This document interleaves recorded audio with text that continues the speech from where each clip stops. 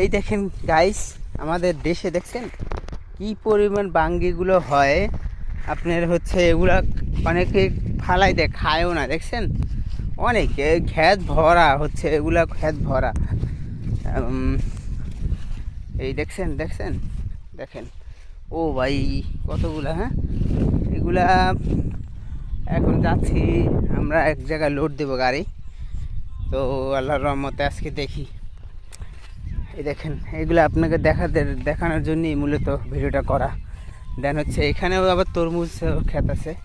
দেন এই দেখেন, এই যে এই ভরা, এই দেখছেন তরমুজে ভরা, দেখছেন এই যে এই খাটটা মূলত মনে বিক্রি হয় নাই। না রে, এটা বিক্রি হয়েছে রে।